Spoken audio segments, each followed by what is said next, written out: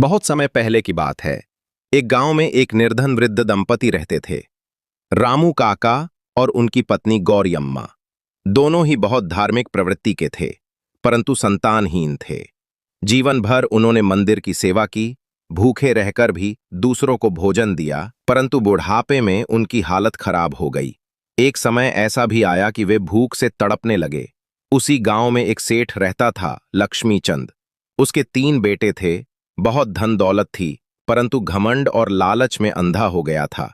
वो अपने कर्मचारियों को भी दया नहीं करता था और हमेशा ईश्वर की शक्ति का मजाक उड़ाता था। एक दिन गांव में एक साधु आए। साधु ने गांव वालों से कहा, जो सच्चे मन से सेवा करेगा, ईश्वर उसे अमूल्य वरदान देंगे। पर सेठ लक्ष्मीचंद ने साधु को देखकर हंसते हुए कहा, जाओ बाबा, वरदान तुम जैसे लोग ही लेते हैं, हम जैसे अमीरों को वरदान की जरूरत नहीं। साधु बिना कुछ कहे आगे बढ़ गया और रामू काका के टूटे हुए घर के सामने बैठ गया। रामू काका ने भूखे होते हुए भी साधु को अपने हिस्से का एकमात्र सूखा रोटी का टुकड़ा दे दिया। गौरी अम्मा ने बचा हुआ पानी एक मिट्टी के कटोरे में रखकर साधु को दिया। साधु ने कहा, बाबा, माँ, तुम्हारा दिल बहुत बड़ा है।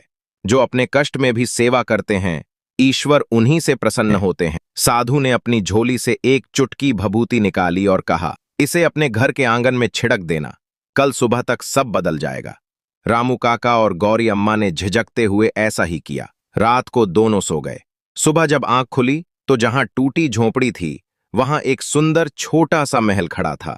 वहां दूध दही से भरी हांडियां, नए कपड़े और बहुत सा अन्न भंडार था। अब वे भूखे नहीं। गांव वाले ये चमत्कार देखकर दंग रह गए। जब सेठ लक्ष्मीचंद को यह सब पता चला तो वो जल भुन गया।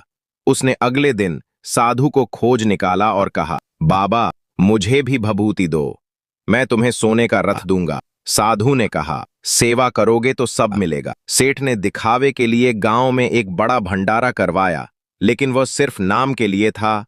खाना खराब था, सेवा में घमंड झलक रहा था। साधु फिर उसके पास नहीं आया। कुछ दिन बाद सेठ का कारोबार डूब गया। उसके बेटे लड़ झगड़ कर अलग हो गए, धन नष्ट हो गया और वही सेठ जो ईश्वर को नहीं मानता था, मंदिर में बैठकर रोने लगा। रामू काका और गौरी अम्मा ने यह देखकर उसे अपने घर बुलाया, खाना खिलाया और कहा, बेटा, सच्ची सेवा, निस्वार्थ भावना और विश्वास ही सच्ची पूजा है। धन हमेशा नहीं रहता, लेकिन पुण्य हमेशा साथ रहता है। सेठ को अपनी गलती का एहसास हुआ। अब वो भी मंदिर की सेवा करने लगा और धीरे धीरे उसका जीवन फिर से संवरने लगा। दोस्तों, वीडियो पसंद आई हो तो वीडियो को लाइक करें और ऐसी वीडियो देखने के लिए चैनल सब्सक्राइब करें।